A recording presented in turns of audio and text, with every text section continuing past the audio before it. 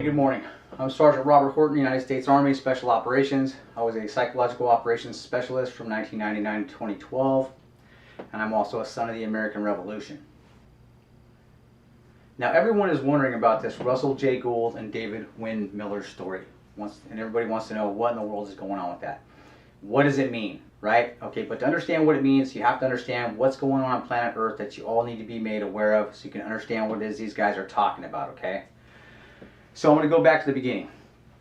This is a very old Masonic system that's operating here on planet Earth, and it is all based upon shipping and postal wars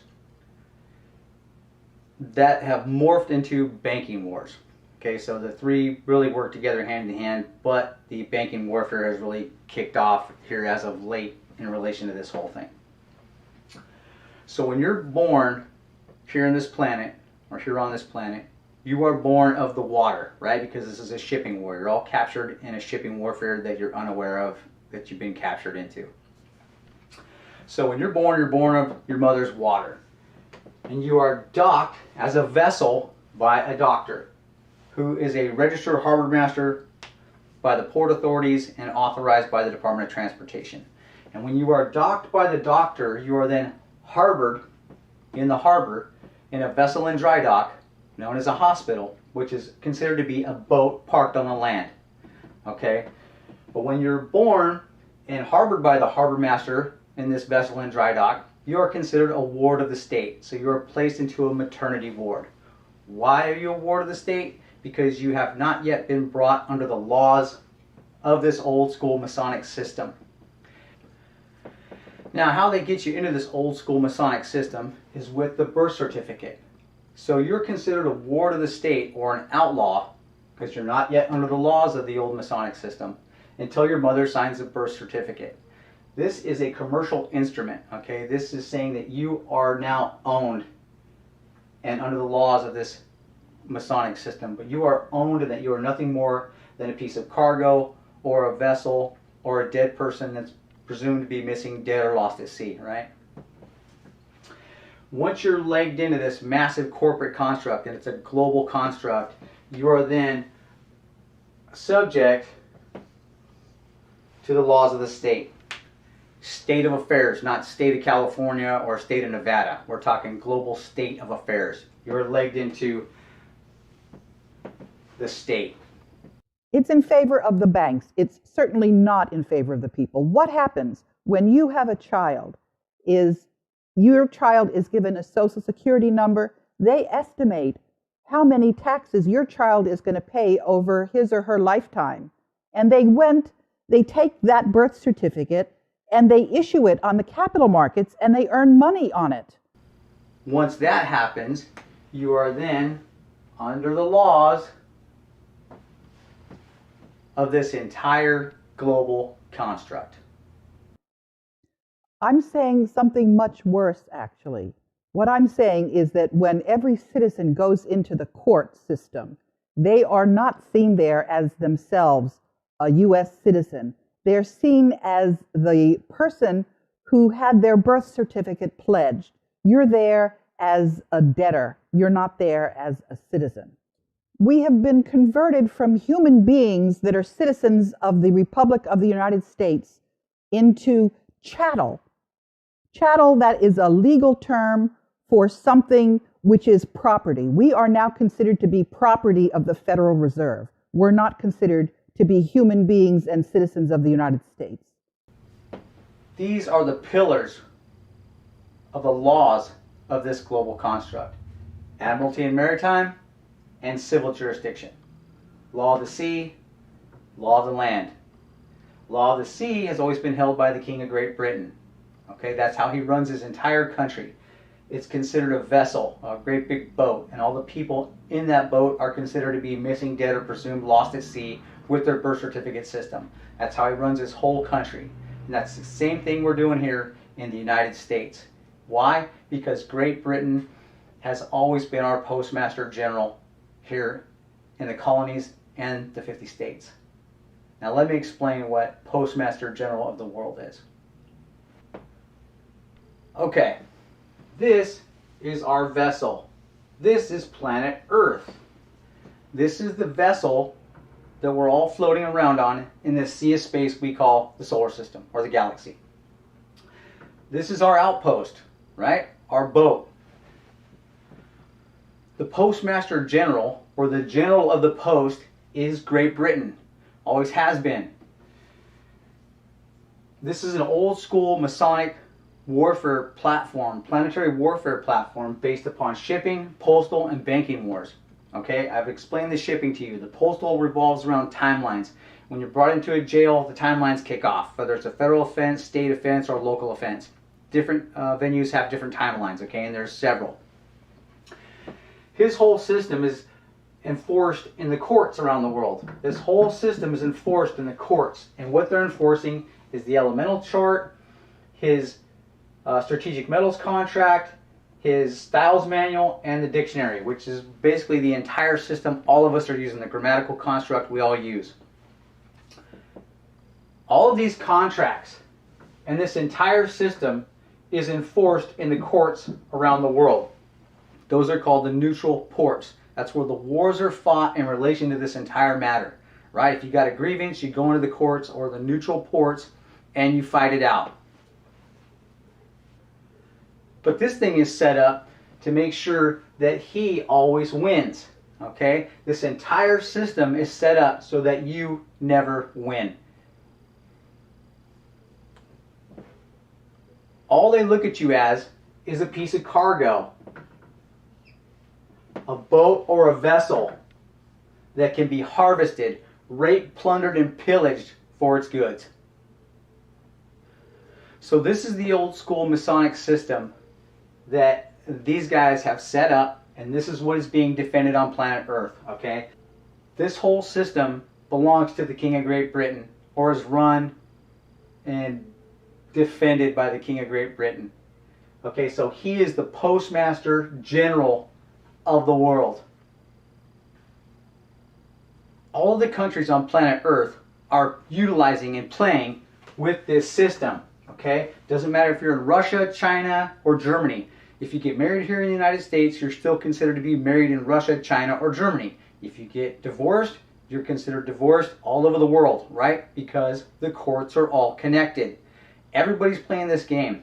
It's a big, old school Masonic system that they utilize to control the people and run the planet with.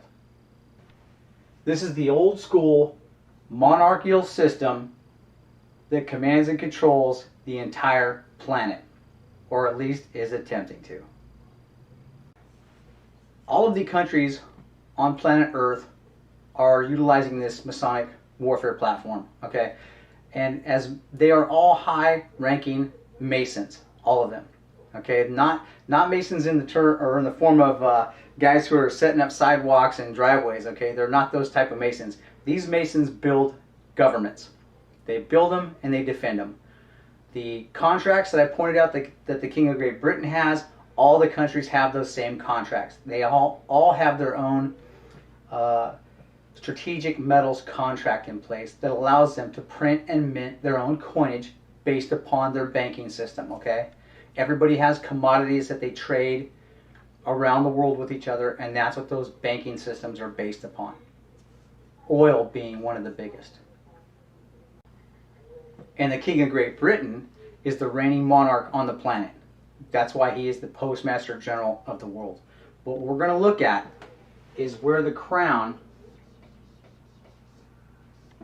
derives its authorizations or its authorities that their entire system is based upon. Okay, real quick, let's go back and recover some American history, okay? Back when the colonies were founded, there was 13 colonies originally.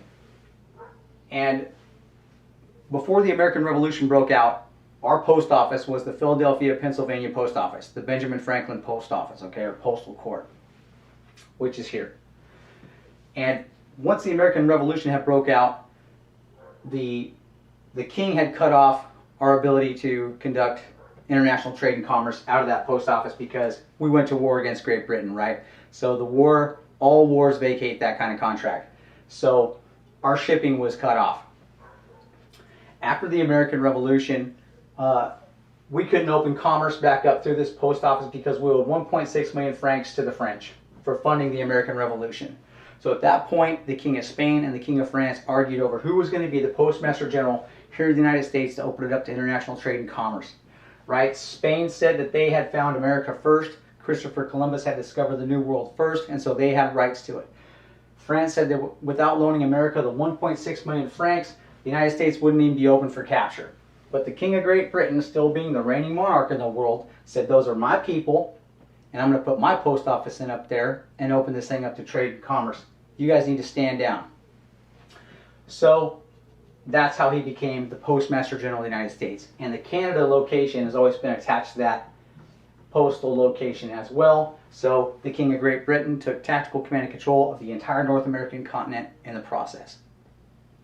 So if the other reigning monarchs and dictators of the world wanted to come into our country, or the United States, and rape and pillage it for its natural resources and its goods, they'd have to go through him and his post office to do so. So everything that was shipped in and out of the country, all trade and commerce, he got a piece of through that post office. Just like he did down in the East Indies. He is taking tactical command and control of the movement and shipment of all goods on planet Earth. That's his end goal. Okay, now there was a long-range objective that had been placed into motion here by the Crown, the Vatican, and London City and the Rothschilds. Okay, and the reason the American Revolution had kicked off was because the United States wanted to float its currency into the global market, and because they based their monetary system on the value of the land, it never fluctuates. It's solid base, right? But the Rothschilds fluctuate gold and silver up and down in relation to what they have going on. And because our currency doesn't fluctuate, when these guys would drop the price of gold down, America could buy it up and eventually would become the global power on the planet. So the Rothschilds attacked the Crown, and the Crown said, you guys can't do that, and as a matter of fact, this is war against me, and I'm not going to let that happen. So that was the reason for the American Revolution. But the long-range objective was to get the United States to borrow money from these guys in an effort to surrender them back to Great Britain. And how that was going to work was you only get 3 chances to pay off the debt that you borrow from these guys. And if you can't pay it off, then the Crown will step in, pay the debt to these guys off for you, and then capture you back as part of his system or part of Great Britain. And you'd all become peasants and serfs again. And this entire thing revolved around the year 1999. This is an event horizon year, not just for the United States, but for the entire planet. Okay, so when the colonies had come out of the American Revolution and the king stepped in as Postmaster General for the United States, the U.S. Constitution was drafted. Okay, and the U.S. Constitution outlined how the king's government was going to interact with the colonies in relation to international trade and commerce. Okay, and this thing was seen by Patrick Henry and the colonials as so tyrannical that they created the Bill of Rights, outlining, or I should say, laying out what it was that the King of Great Britain and that federal government, the Fed, would never have the power to infringe upon, because they knew that this king was so tyrannical, eventually he would enforce his authority into the states' territories and try to tell you what you couldn't say, what you couldn't write, right? The freedom of the press, that you couldn't bear arms, you wouldn't have the right to defend your country. So those things were all outlined here in the Bill of Rights, and those are the things the king would never have the power to infringe upon, ever. It was done. It was the only thing that ratified the U.S. Constitution. And they were not going to sign it. The colonials refused to sign it until these guys, the Fed, accepted this outline. The reason that 1999 is an event horizon year is because in 1999 was the end of the third and final international bankruptcy for the United States. And we were going to be surrendered back over to Great Britain because we couldn't afford to pay the debt to London and the Rothschilds and the 13 banking families off. But that meant that the U.S. Constitution had come to an end. It was over. It was the end of the third and final international bankruptcy, and the contract between us and Great Britain expired. And then incorporated the United States as a company, and they made the President of the United States the chief executive officer, and they made the representatives of Congress managers. And so when people come to Congress, they're taught very quickly that their constituents are not what it's all about. What it's all about is for them to get on the dole of the federal government, which is there to enslave the people who live in the United States. That's what that is. So what does that mean the U.S. Constitution had come to an end? Well, it was the end of the third and final international bankruptcy for the United States.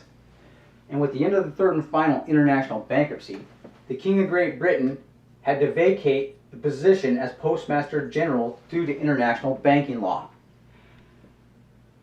And the trustee between us and Great Britain, or the bankruptcy, has always been the President of the United States. Well, if there's no more bankruptcy, then there's no more need for a trustee. The agreement with us and Great Britain is over. So, no bankruptcy, no trustee. So in 1999, there should not have been a presidential election held. The U.S. Congress should have been shut down, the Senate should have been shut down, everybody should have been fired, and we should have held a new constitutional convention and resubstantiated the entire government from the ground up. And they never told the American people about any of it. Now, with the end of the American Revolution, the United States didn't have a strategic metals contract in place. Okay, we weren't allowed to print and mint our own coinage, so we had to borrow it from these guys, from the Rothschilds and London City, authorized by the Crown, because the Crown has a strategic metals contract in place, and that's what we've been utilizing. In 1933, with the Great Depression, actually 1929, is when the beginning of the third and final international bankruptcy had started, or the end of the second had come to an end. Because we were borrowing money from these guys over here, we're now in usury with this system. Okay, so that is how we're captured in usury with these guys over here. We're using their money. We're not allowed to make or create our own. And as a matter of fact, we're borrowing it and paying it back with interest in hard, natural assets. Okay, all of this is going somewhere, okay? This is all going back to David Wynn Miller and Russell J. Gould and what they have done to the planet that everybody needs to be made aware of. But before we get into that, you have to understand what it was they ran headlong into that they had no idea was going on the planet. Okay, that pretty much stopped what they were doing right in its tracks, and vice versa. Okay, so this is where the banking warfare and the warfare against the United States really kicks off. Back in 1933, Roosevelt was in office, and a Nazi coup inspired and led by Gerald McGuire, backed by Prescott Bush, J.P. Morgan, Remington, and Goodyear, were trying to get Roosevelt out of office. And what they did was they tried to elicit the help of General Smedley Butler of the United States Marine Corps in an effort to help them get Roosevelt out of office. They figured that with Butler's influence over the American soldiers, that he could assemble 500,000 men and help them get Roosevelt out. Let me warn you, and let me warn the nation against the smooth evasion that says, of course we believe these things. We believe in social security.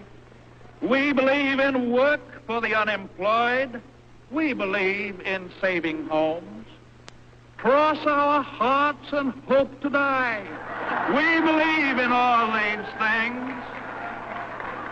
But we do not like the way the present administration is doing them. Just turn them over to us. We will do all of them. We will do more of them. We will do them better. And most important of all, the doing of them will not cost anybody anything. Thank God for Smedley Butler. He blew the whistle, and their plan failed.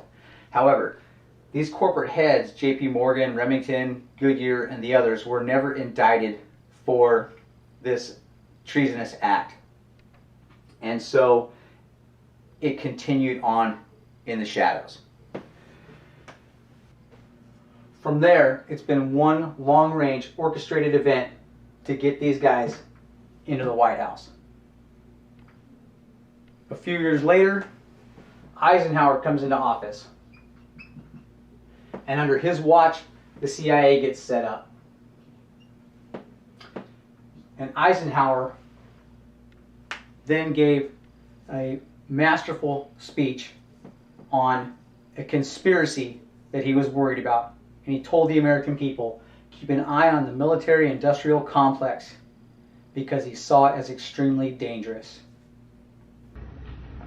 Throughout America's adventure in free government, our basic purposes have been to keep the peace, to foster progress in human achievement, and to enhance liberty, dignity, and integrity among peoples and among nations. To strive for less would be unworthy of a free and religious people. Progress toward these noble goals is persistently threatened by the conflict now engulfing the world. It commands our whole attention, absorbs our very beings. We face a hostile ideology, global in scope, atheistic in character, ruthless in purpose, and insidious in method. Unhappily, the danger it poses promises to be of indefinite duration. Under Eisenhower's watch, the Five-Star Trust was set up by the CIA. The Five-Star Trust consisted of 5 top men, those being George Bush Sr., Richard Armitage, General Edward Lansdale, William Colby, and General Robert L. Ferreira. Those were the 5 guys that ran the Five-Star Trust for the CIA. Now what the Five-Star Trust was,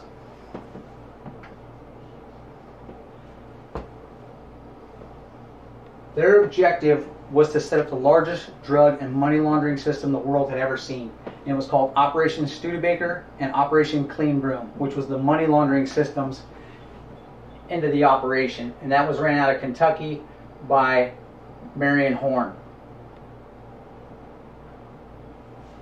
a gentleman named Marion Horn. The main objective of this operation was to create money for the CIA so they wouldn't have to go and ask Congress for money. Doing so might divulge plans the CIA had going on. So they developed the largest drug and money laundering system the world has ever seen. The objective of which was to set up a drug running operation and then put all the money into a conglomeration of banks set up by the Rothschilds and the 13 banking families known as the Five-Star Trust. That is Lucifer's Sustainable Development Fund. Okay, that's Lucifer's piggy bank. I'm just going to say it. So, once this all got set up, Kennedy came into office. And Kennedy warned us of a massive conspiracy that scared him so bad, he created U.S. Special Forces. The very word secrecy is repugnant in a free and open society. And we are, as a people, inherently and historically opposed to secret society, to secret oaths, and to secret proceedings. For we are opposed around the world by a monolithic and ruthless conspiracy that relies primarily on covert means for expanding its sphere of influence, on infiltration instead of invasion, on subversion instead of elections, on intimidation instead of free choice. It is a system which has conscripted vast human and material resources into the building of a tightly knit, highly efficient machine that combines military, diplomatic, intelligence, economic, scientific, and political operations. Its preparations are concealed, not published. Its mistakes are buried, not headlined. Its dissenters are silenced, not praised. No expenditure is questioned, no rumor is printed, no secret is revealed. and he began working for the people to try to get the Federal Reserve out of here and get us back on a silver standard. And that is, we can have honest, solid currency, like what President Kennedy was doing 10 days before he was assassinated. Unfortunately, John F. Kennedy was murdered for his efforts. Eventually, George Bush Sr. becomes head of the CIA.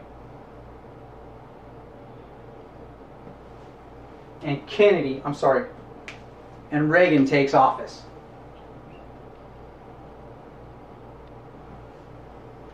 And sees this whole thing going on and warns the American people about it. He made several speeches warning the American people about the same thing Eisenhower and John F. Kennedy did.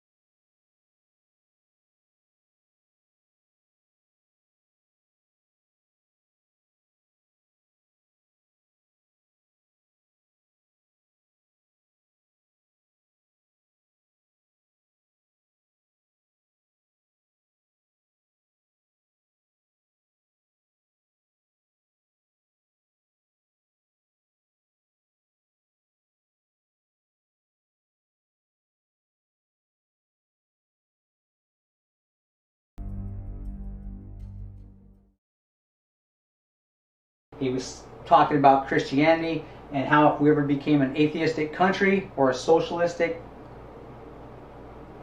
dictatorship under an atheistic regime, the United States would go down. So he tried to do everything in his power he could to stop what was going on. And George Bush Sr. tried 5 times to assassinate Kennedy. That's all been declassified. Sometime after that, George Bush Sr. becomes President of the United States. Now, this was a long-range warfare objective to get here, and they finally got there.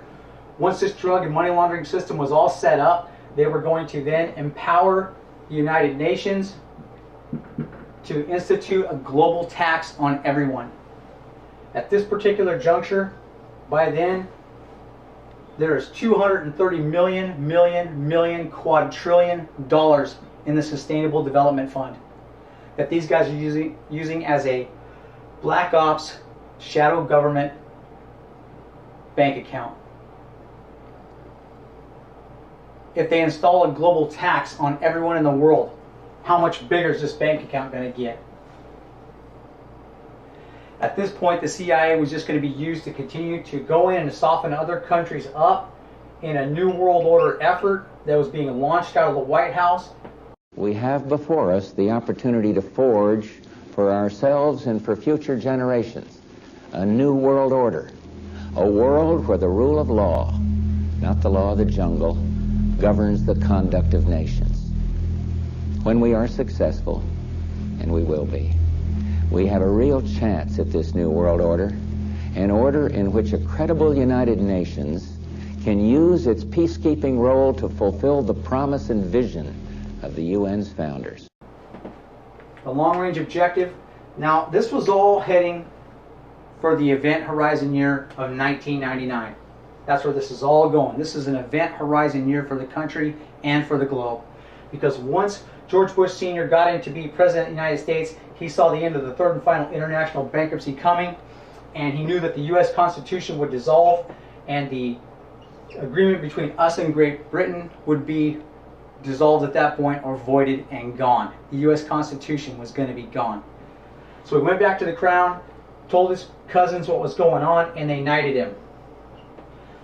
The plan was to resubstantiate the U.S. Constitution so the king could still continue to oversee the international affairs in relation to shipping and commerce of the United States, and the New World Order would be launched out of Washington, D.C.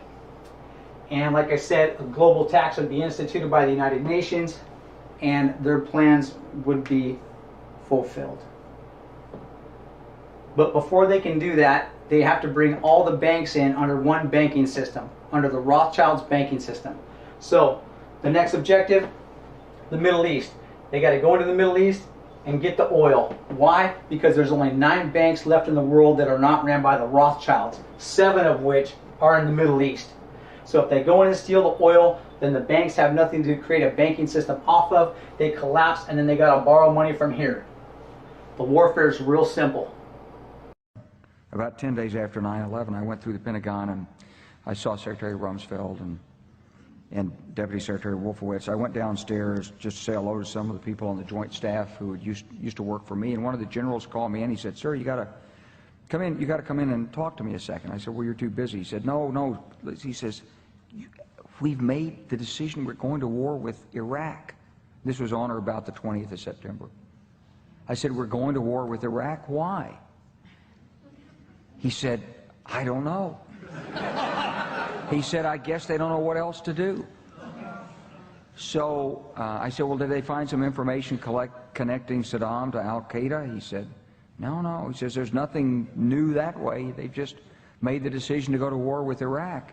He said, "I guess it's like we don't know what to do about terrorists, but we've got a good military and we can take down governments." And he said, "I guess if the only tool you have is a hammer, every problem has to look like a nail." So I came back to see him a few weeks later, and by that time we were bombing in Afghanistan. I said, "Are we still going to war with Iraq?" And he said, "Oh, it's worse than that." He said, he reached over on his desk, he picked up a piece of paper, and he said, I just got this down from upstairs," meaning the Secretary of Defense's office today, and he said, "This is a memo that describes how we're going to take out 7 countries in 5 years, starting with Iraq and then Syria, Lebanon, Libya, Somalia, Sudan, and finishing off Iran." The truth is about the Middle East is, had there been no oil there, it would be like Africa. Nobody is threatening to intervene in Africa. The problem is the opposite. We keep asking for people to intervene and stop it. And there's no question that the presence of petroleum throughout the region has sparked great power involvement. Whether that was the specific motivation for the coup or not, I can't tell you, but there's always been this attitude that somehow we could intervene and use force in the region. After that, they got to go after Chavez in Venezuela. That's the last vestige. Then their plans really will be complete. However, in 1999, their plans were foiled. Like I said, this was an event horizon year. They weren't the only ones that saw this thing coming to an end. A simple review at the high school level, high school education, clearly details the fact that Great Britain and the Vatican had gotten together and had decided that the United States would never come to allow a one world global dictator to rule their country. And everybody knows that the Vatican has always had an agreement with the Nazis. Not so much Germany itself, but the Nazi party up there in Germany, operating out of Germany. They tried to set up a one world global dictatorship under Hitler a long time ago. We are talking about the biggest thuggery of all, and that is the Jesuits in the Vatican. I always thought that the CIA was the problem and the other intelligence agencies. Guess what? There's a grand intelligence agency that the Vatican puts out, and all of those other crooks are operating under the Vatican intelligence agency. This was a long-range effort by these guys to come up from the rear and accomplish this objective. Now, the plan of the CIA with the setup of the five-star trust was that the five top gentlemen, or I should say men, that were going to run the five-star trust for the CIA were going to take turns being the director of the CIA. So those five guys could stay in command and control of this entire operation. The objective is to set up a one world global dictatorship with Lucifer at the top, running the United Nations. And this is the piggy bank they're going to utilize to achieve that objective. But thank goodness, in 1999, as I said, this all revolved around the international bankruptcy of the United States, which, thank goodness, left the Washington, D.C. postal location open for capture on November 2nd, 1999 for 18 days. There was an 18-day period in there that the Crown was going to have to vacate the position and the post office would be open, and the United States would no longer have the ability to conduct international trade and commerce, hence the Florida Chads. That's because in 1999, the U.S. Constitution had come to an end and was closed out with the end of the third and final international bankruptcy.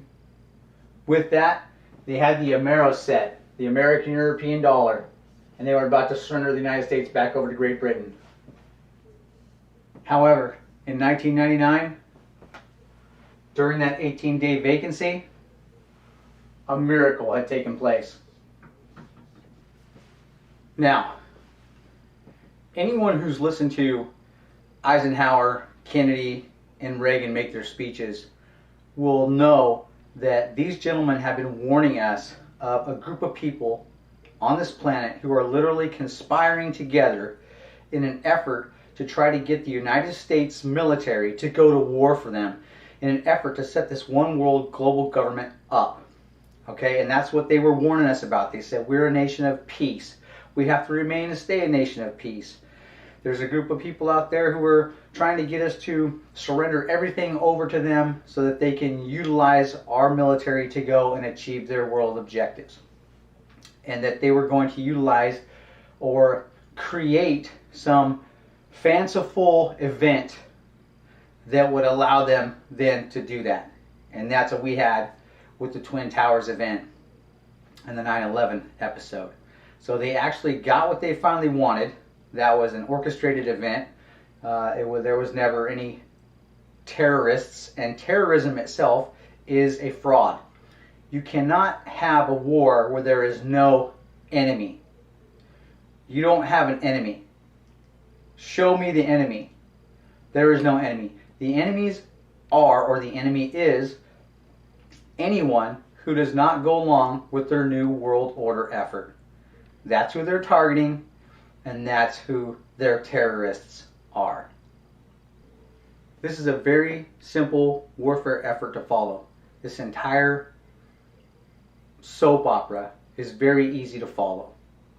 The next thing they want are your guns, and they're going to come hard for them. They're going to come hard for guns here in America. That is the one thing that is stopping them from taking absolute, total, tactical command and control of this nation. And if they ever come for your guns, that is when you will have surrendered everything. They've already attacked your freedom of your right to choose, your freedom of speech, your freedom of the press, and now they're onto the Second Amendment. They are coming for our guns, but they will not get them. anyone signing on to that kind of legislation, Nancy Pelosi being number one, wants to surrender your borders, take your weapons, force you to buy health care. These are your New World Order extremists, okay? These guys are all working for Lucifer. They want a one world global dictator at the top. Who is it? It's Lucifer. We all know it. Biblical prophecy. Now, prior to 1999, there were two gentlemen who were working to get themselves out of the Masonic global government system that we've all been enslaved to through the birth certificate system. Those two men were Russell J. Gould and David Wynn Miller, or Russell-J. Gould and David-Wynn Miller. David-Wynn Miller was the one who broke the mathematical interface on math and grammar.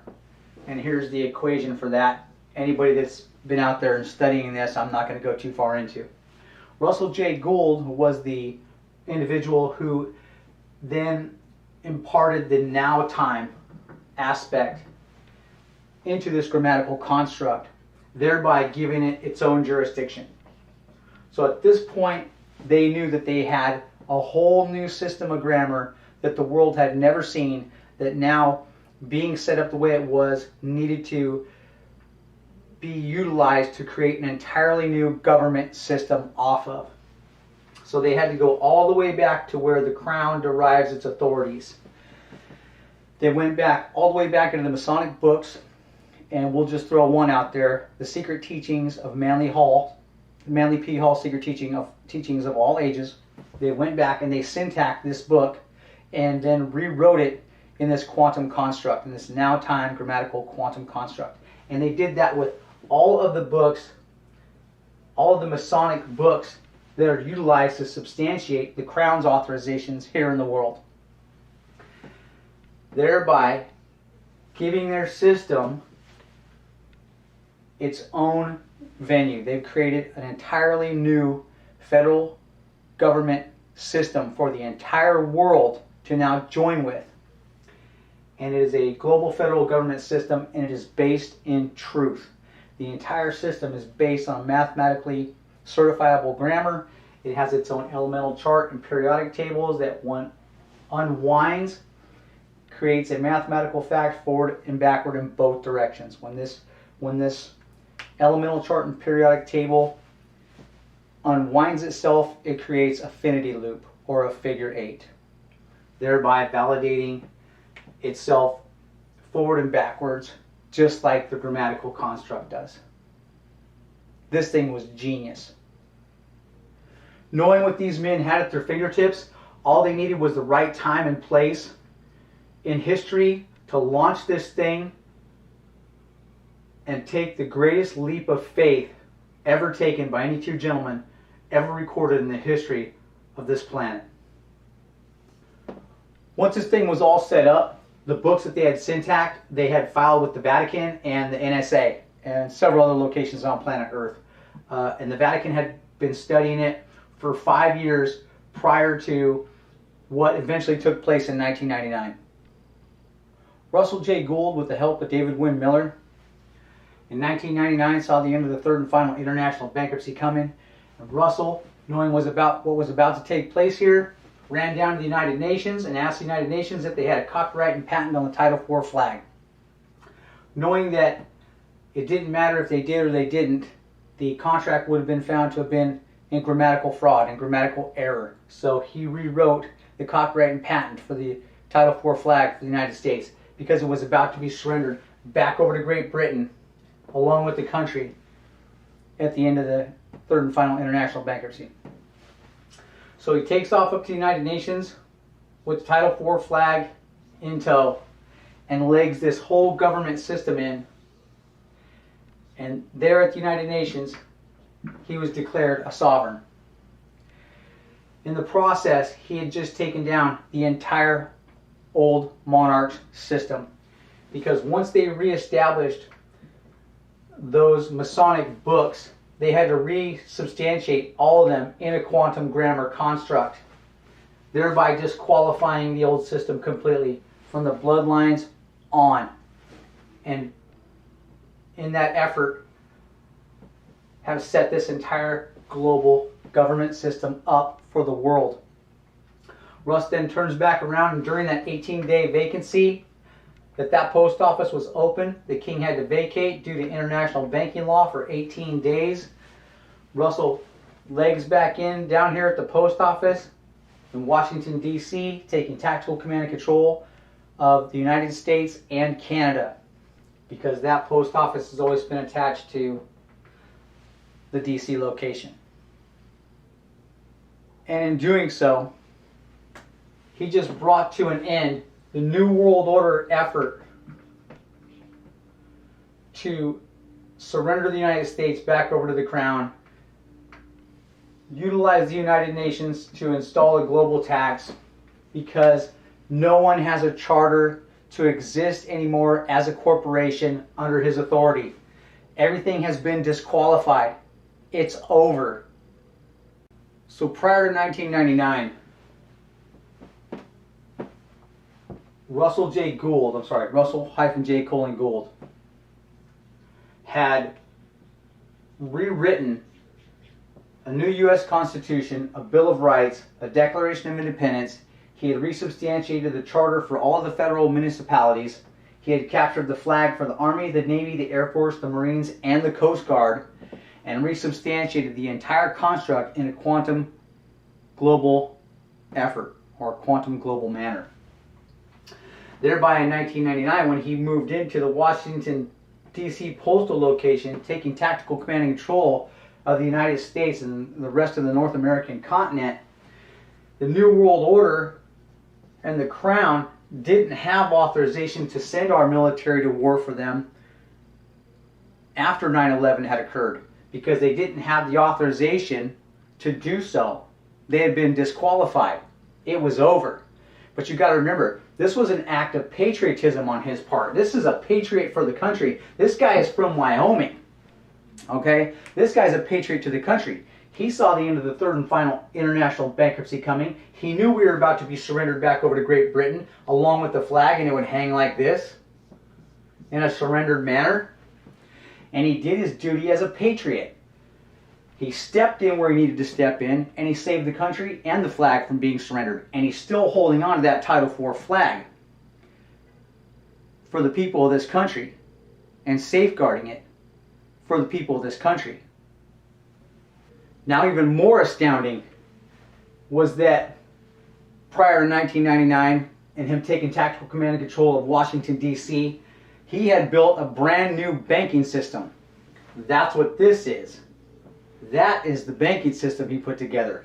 And at the same time as he legged into Washington, D.C., taking tactical command and control of the entire country, he legged this banking system in at the U.S. Treasury Department. So now we can get rid of the Fed. The Fed can go bye-bye.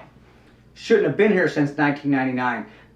Once the charter expired and the bankruptcy had come to an end, the Federal Reserve did not have the authorization at that point to continue to print money for the United States, and the IRS was actually kicked out of the country because that was the collection agency for the debt. Well, if there's no more debt, there's no more need for an IRS. As a sovereign, he has a strategic metals contract that is based upon his elemental chart and his periodic table, giving him the authorization to print and mint his own coinage. This is the first time in the history of the country that this country actually has the power to print and mint its own coinage. We do not have to use the strategic metals contract of the old monarch. It's over. This was an act of patriotism. This was all due to the circumstances that revolved around the third and final international bankruptcy of this country coming to an end. And thank God we were saved. So after legging back in as Postmaster General here for the United States, he then proceeded to go around the world and reauthorize everything under his authority that would authorize or substantiate this system in its totality. So he had to go all the way back to the International Maritime Admiralty and Maritime Organization and reauthorize it under the Quantum Authority. He had to go back to the Universal Postal Union in Bern, Switzerland, and reauthorize it under his authority. He had to go back to the International Bureau of Weights and Measures and reauthorize it under his authority, because he had just destroyed all banking and chemistry on planet Earth with this elemental chart and this periodic table in association with this system of weights and measures in conjunction with the grammar. He had to go back into the International Patent Office because this all has to be patented. So it disqualified all the old patents on planet Earth all the way back to the very beginning. So he had to resubstantiate all that. And all of that needs to be resubstantiated. Everybody's patent on all of their products now have to be resubstantiated in this quantum manner, or under this quantum global construct and system. That way, their patents can't be harvested, stolen by the old system any longer. They've all been saved. Everything has been saved. But he had to go around the planet and set this whole thing back up under his authority, all these locations. And what they ended up doing when the United Nations said, well, okay, but what land do you choose? They said, him and Dave said, they choose the land of the courts during the time of the contract. Why? Because that is where the courts, or all the contracts, are defended, is in the courts. Well, that's why Dave keeps talking about we own the land of the courts, because their system just took down the old system, and the old system was enforced in the courts. Well, this system now rules the courts. So if you bring your old grammatical system in there and your old contracts into the courts, and they're not done properly, correctly, and truthfully, using the quantum grammar construct, they are disqualified and nullified as grammar fraud and bank fraud. All of it, across the board.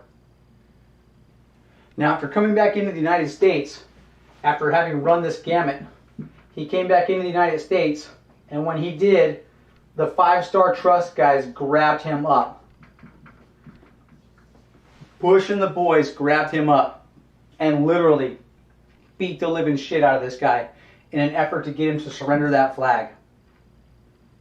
These are the guys who have swept this all under the rug and have proceeded to move forward in their attempt to surrender the United States back over to the New World Order, or to Great Britain, finish constructing their New World Order, go into the Middle East, steal the oil. They're heading back down to Venezuela to get Chavez out of there so they can get his banking system closed down.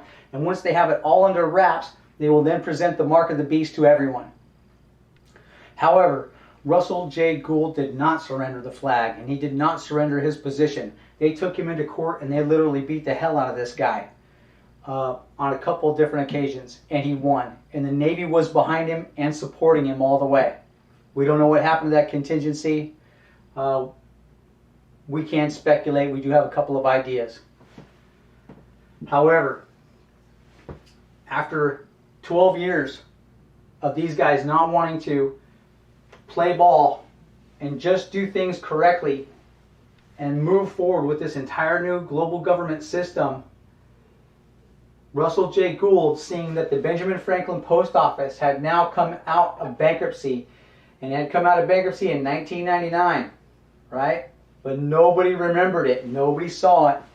So what he did was, when he came back into Washington, D.C. and filed the flag in there and legged in as the Postmaster General for the United States and as the new Postmaster General of the world, he rewrote a new U.S. Constitution between his government and ours. And it's the same version of the one we had with Great Britain. Only this one doesn't have the 1 million laws attached to it that finally were created by the Congress and the Senate in relation to this system, because we know there's always been two governments operating here, the King of Great Britain's and ours. That's why you get the two-party system, right? The Democratic and the Republican.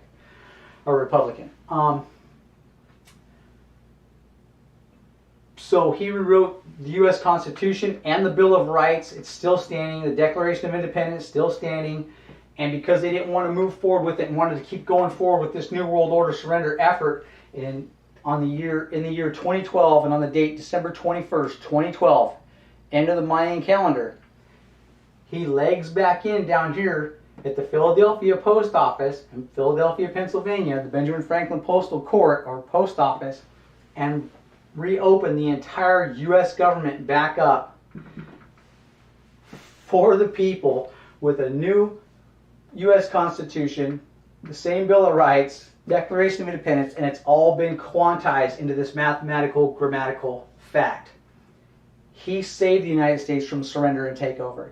He has saved the planet from a New World Order effort to conquer us. He has saved the planet from a New World Order effort under one man, a global dictator we all know as Lucifer, and has stopped them from being able to present the mark of the beast to all of us and attach us to this banking system as slaves. It's all been disqualified. It's all been shut down. It's over. The victory is ours. This is Our Lady of Victory.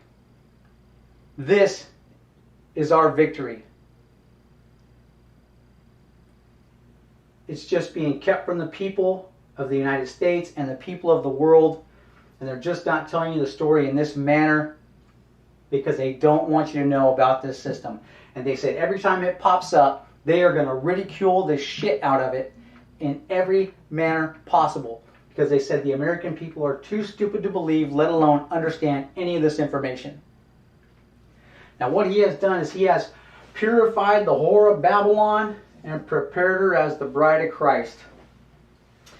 And now he's got one foot in the sea, which is the admiralty and maritime jurisdiction, which was held by the King of Great Britain up in Washington, D.C., and he has the civil jurisdiction law of the land, the terra firma the admiralty footing and the terra firma footing, and he's bridging the gap, rapturing you out of the land of the dead, where you're once considered to be missing or presumed to be dead or lost at sea with your birth certificate system, ships you in through the Washington, D.C. postal location, out through the Philadelphia, Pennsylvania postal location, civil jurisdiction law of the land, where the blood testifies to the life, and you are brought back into the land of the living and saved. Your soul is saved. Your country is saved. You are saved. This is Our Lady of Victory. Now you got to remember, the New World Order wasn't waiting for God to send down the seventh angel to fix everything. Right? These guys are waiting for Lucifer to stand up and give everyone the mark of the beast. So what happened after 1999? What you had happen there was a private corporation move into Washington, D.C. to run the government for the people of the United States, and it was under the command and control of George Bush Jr., who then declared war on the Middle East after they dropped the trade centers in New York. This was an orchestrated warfare plan by this group, the same group that started here. Okay, this was the same group of folks that initiated this bombing.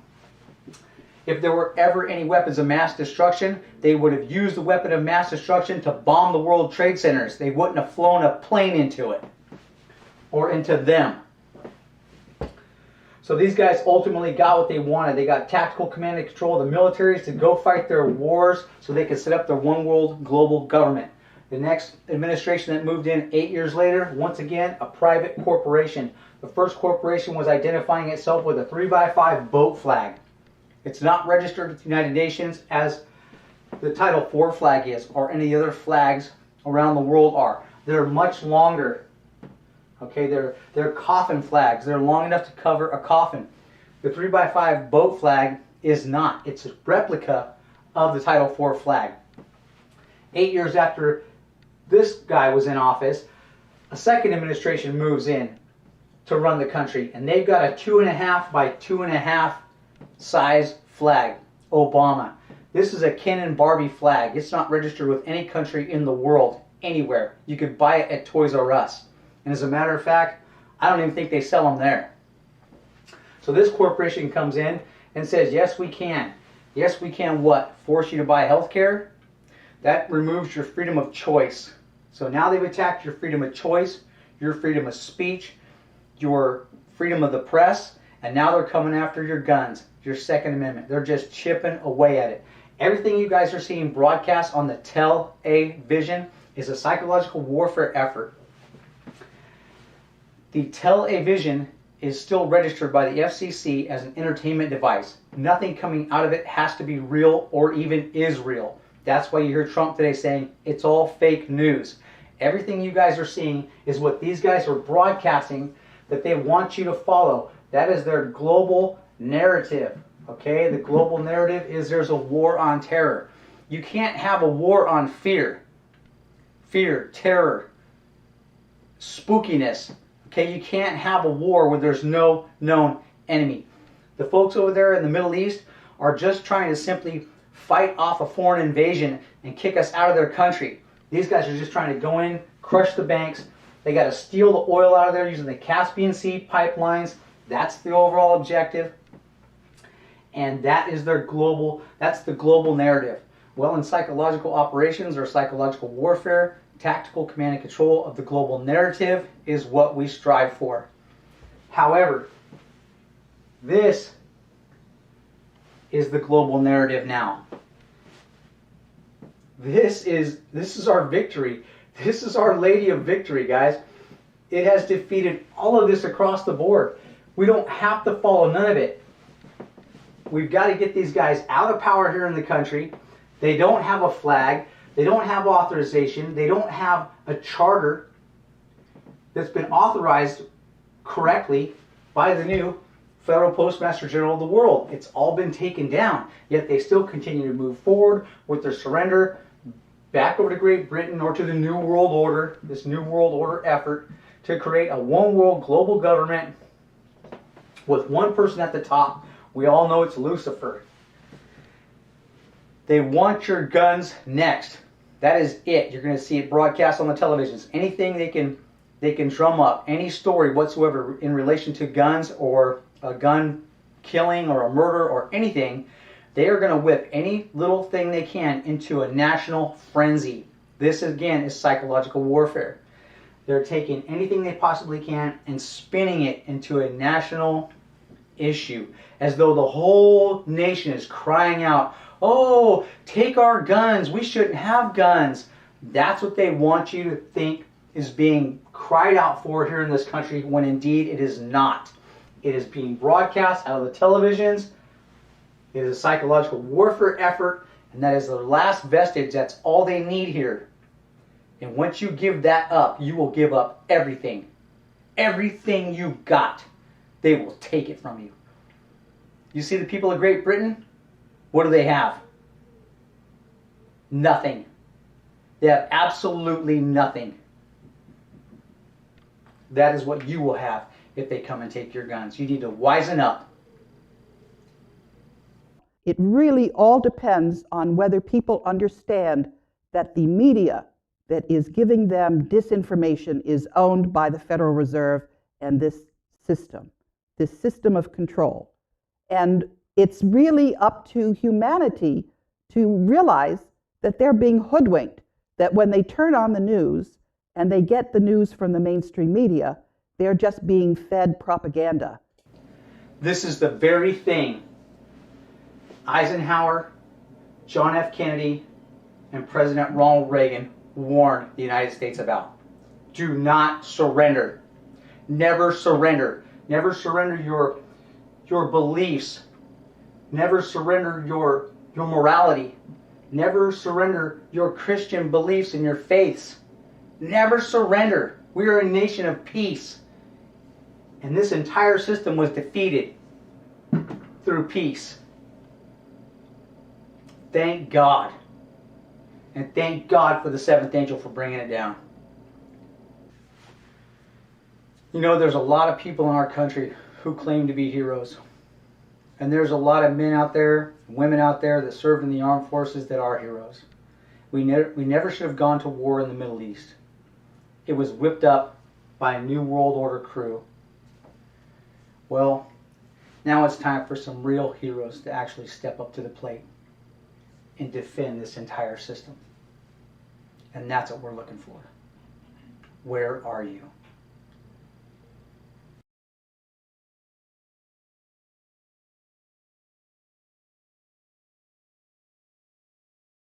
They believe in perpetual imbalance. They want to have artificially created crises around the world that will further increase their wealth. They also believe in manufactured crises and permanent wars, because wars are profitable, and the more that are fought, the wealthier they get. They want absolute control of education, to program the public mind, to train those chosen for various roles, and to train others to be compliant. They want centralized control of education. They want us all to be learning their propaganda. One size fits all. The size they determine, the size they want, the size that benefits them at the expense of everybody else. They want centralized control of foreign and domestic policies. They want the United Nations to become the world government. They want United Nations taxes. They want the UN to act as a de facto world government, imposing a UN tax on everybody in the world. They want expanded trading blocs such as NAFTA and the European Union to reduce the importance of individual countries and of individuals to have control over their destinies. They want global trade policies, rules that they make that benefit them and again that harm everybody else. A global WTO, World Trade Organization. Again, they make the rules, nobody else does. They want to expand NATO and other regional military forces, again to weaken the power of individual countries. They want NATO to be a global world enforcer. Challenge them, and NATO will ravage your country, murder your children, enslave you, destroy your country, to turn it to rubble. That's the role they want NATO to play. That's the perfect Bilderberg world. They make the rules, everything goes the way they want. Anybody dissented, kill them. That's the Bilderberg world.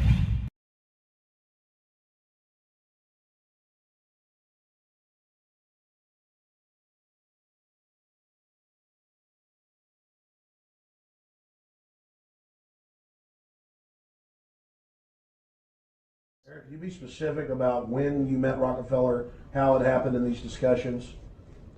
I met Rockefeller through a female attorney I knew who called me up one day and said, one of the Rockefellers would like to meet you. I had made a video called Mad as Hell, and he'd seen the video and wanted to meet me and knew I was running for governor of Nevada. So sure, I'd love to meet him. And I met him and I liked him, and he was a very, very smart man. And we used to talk and share ideas and thoughts. And he's the one who told me 11 months before 9/11 ever happened that there was going to be an event. Never told him what the event was going to be, but there was going to be an event. And out of that event, we were going to invade Afghanistan to run pipelines from the Caspian Sea. We were going to invade Iraq, to take over the oil fields, establish a base in the Middle East, and make it all part of the New World Order. And we go after Chavez in Venezuela. And sure enough, later 9/11 happened, and I remember he was telling me how how you're gonna see soldiers looking in caves for people in Afghanistan and Pakistan and all these places, and there's gonna be this war on terror, which is no real enemy, and the whole thing is a giant hoax, but it's a way for the government to take over the American people. He told you it was going to be a hoax. Oh yeah. There's no question. He says, there's going to be war on terror, and he's just laughing. There's no, who are we fighting? 9/11 was done by people in our own government and our own banking system to perpetuate the fear of the American people and to subordinating themselves to anything the government wants them to do. That's what it's about, and to create this war, this endless war on terror. This was 11 months before 9/11. Yeah. And Nick Rockefeller, who's a lawyer, he's become your friend over the previous years, and he's saying to you that there's going to be this big event, and then out of that we're going to have a war on terror, and it's just going to go on and on. Right, an endless war on terror without any real enemy. That you can never define a winner. And did he say that it's going to be perfect because you can't define an enemy? It just goes on and on. Yeah, because you can't define a winner. There's no one to beat, so it goes on and on forever. And they can do whatever they want. They scare the hell out of the American public. Look, this whole war on terror is a fraud. It's a farce. It's very difficult to say it out loud because people are intimidated against saying it. Because if you say it, they want to make you into a nutcase. The ultimate goal that these people have in mind is the goal to create a one world government run by the banking industry, run by the bankers, and they're doing it in sections. The European currency, the euro, and the European Constitution is one part of it. Now they're trying to do it in America with the North American Union, right? And they want to create a new currency called the Amero, right? And the whole agenda is to create a one world government where everybody has an RFID chip implanted in them. All money is to be in those chips, right? There'll be no more cash. And this is given me straight from Rockefeller himself. This is what they want to accomplish. And all money will be in your chips. And so instead of having cash, anytime you have money in your chip, they can take out whatever they want to take out whenever they want to. If they say you owe us this much money in taxes, they just deduct it out of your chip digitally. Total control. Total control. And if you're like me or you, and you're protesting what they're doing, they can just turn off your chip. And you have nothing. You can't buy food. You can't do anything. It's total control of the people. And that chip's connected to a database that has your purchasing records, what you do, what everything, you sell. Everything is in there. And so they want a one world government controlled by them, everybody being chipped, all your money in those chips, and they control the chips, and they control people. And you become a slave. You become a serf to these people. That's their goal. That's their intention. So, I mean, it really almost makes you ask the question, would it have been better if we never invented the internet? Now, this is exactly what we're doing. This is exactly what we're seeing. After the Twin Towers were dropped, we went right into Afghanistan, and this is an oil robbery, guys. There's no weapons of mass destruction over there. That's all bullshit. Full-blown bullshit. There were never any weapons of mass destruction over there. The United States military was duped. We're being led by psychopaths, idiots, morons, banksters, greedy bastards, and crazy people. Our military needs to be brought home, and we need to start working on the borders here and cleaning these senior offices out. That's what U.S. Special Forces was created for. That's why Kennedy created them, to liberate the oppressed. Well, that's us, guys. We're being oppressed by this entire system. And that's when he created you. He told you that there was a conspiracy so vast that it scared the shit out of him. And he created U.S. Special Forces to help clean it out. Okay, so that's your job up there, SF. It's not going around and doing the things you're doing, guerrilla warfare tactics in other countries. You're supposed to be helping clean these banksters and these mobsters and these gangsters out of the United States, out of senior offices, and if necessary, go state to state to train the militias, the National Guard and the state militias. The people are to assemble, and that is their duty. The right to bear arms shall not be infringed. And that is because if the government ever becomes tyrannical, or the administration up there, the federal administration, which is a contract government, right? A contract system. If it ever becomes tyrannical and tries to invade and force its authority into the state's territories, it is to be stopped and replaced, if necessary, completely. Well, now we have the opportunity as a nation, thanks to David Wynn Miller and Russell J. Gould, who have established a brand new federal system, a global federal government system. They're the only guys in the history of the world to ever do this. Pull this off, gentlemen. And it's high time we took a damn good look at it once again. And it's time that we bring these guys forward and start talking to them. Unfortunately, we can't bring Dave forward. It's a travesty. The gentleman has died.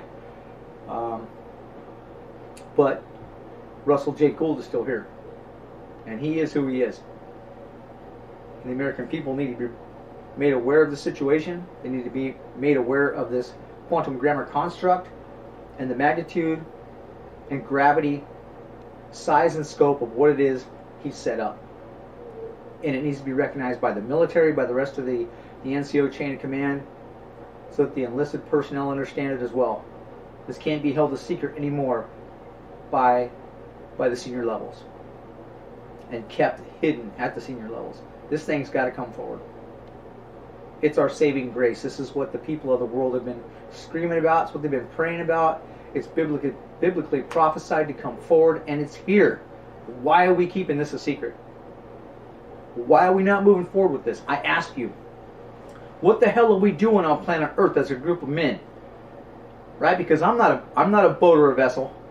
I sure the hell don't belong to somebody else, and I sure the hell am not someone else's piece of cargo that they're going to rape, plunder, and pillage, and allow me to only make what I make just so I can barely scrape by. Alright, that shit's over. We need to take a look at his banking system. It's a 10% flat tax, and that seriously needs to be brought forward as soon as possible. This Federal Reserve shit's out the door. Okay, they do nothing but work to enrich themselves. And you know, I'm hoping that with the military up there in Washington D.C. that Donald Trump and these guys are planning to bring this whole system that Miller and Gould set up forward. That's what we're hoping for. A bunch of us are hoping for it. Everybody's watching, okay? And from what we understand, that is the plan. But if it is the plan, why have they not brought him forward into the public sector yet and introduced him and told everybody what's going on? Because Iran and Iraq and that is not that big of a deal. This is spun up horseshit, okay, over there in the Middle East. There's nothing going on over there. This is all orchestrated, every bit of it. And it needs to come to a stop. Because these psychopaths aren't running this world anymore. It's over. And they know it. You know, they've been defeated across the board with this quantum system. And if we're not careful, they're going to steal it. Every bit of it, lock, stock, and barrel. And use it to put the screws back down on the people. When in actuality it was created to take the screws off the people, lift all the laws. It's a blank slate again, guys. Commander Gould rebuilt the U.S. Constitution. First things first, right? U.S. Constitution, Bill of Rights, Declaration of Independence. It's all been quantized. It's there, but it just doesn't have the 2 million laws that these jackals up in D.C., the Congress and the Senate, attached to it later to bilk the shit out of us, to harvest us as the harvest, right? I'll pay 10% to the church and I'll pay 10% in taxes. Flat tax on whatever I buy. But I'm not paying no income tax, no 10% income tax. And it's worse than that. It's at like 1/3. They're taxing us for 1/3 of our income. 1/3 of your income. That's a house payment every month for most people. Right? I paid for a house. Where's my house? The American people deserve better. It's out there. It's waiting. God brought it down. It's sitting. And it needs to be recognized by the people of the United States. I'm asking you guys. Do your due diligence. Research all of this. Watch their videos. Listen to them speak. They're going to tell you exactly what I've laid down here for you already. They set up an entirely new corporate federal government system. And it's global. And it took down all that it took down on the planet and replaced it all. It purified the whore of Babylon and prepared her as the bride of Christ. It's the exact same system we're using now. It's just been purified of all of the loopholes and all of the bullshit, right, that they've been using to enrich themselves. It works for them, but it doesn't work for me, right? Or they know how the loopholes work, so when I go in to try and get myself out of whatever debacle I'm in, I don't know the loopholes. It's all foreign to me. They don't teach me this in school. They don't teach our children this at the grade school level and bring them up through high school and into college knowing this stuff so that they can conduct operations on their own in a manner here in the world that is best for not just themselves but for the people they're working with and for, right? Man to man, person to person, spirit to spirit, soul to soul, right? And this grammar system does that. The contracts allow you to do that. The grammar allows you to do that. The entire government construct allows us to do that. And that's the beauty of this thing. So please, do your due diligence. Get involved. Take a look at this thing again. And let's bring it forward. Let's get together as a group of military men on this planet. And let's bring it forward. And let's push. Thank you. Well, the very first thing I would say is go out and buy silver and gold coins, because we still have Federal Reserve notes, and those pieces of paper are toilet paper. That is the very first thing that you should do, because you do not want your family not to have currency, and what you currently have is not worth anything. That's why the BRICS countries, Brazil, Russia, India, China, and South Africa, are no longer paying for their international trade in dollars. Governments are no longer holding the Federal Reserve notes. We need to be you need to do your homework as citizens and find out what it means when you have Federal Reserve notes. They're valueless and they are unconstitutional, and we need to get that outfit out of here. That's the very first thing. And then the second thing is that we have to all work together to clean up the mess.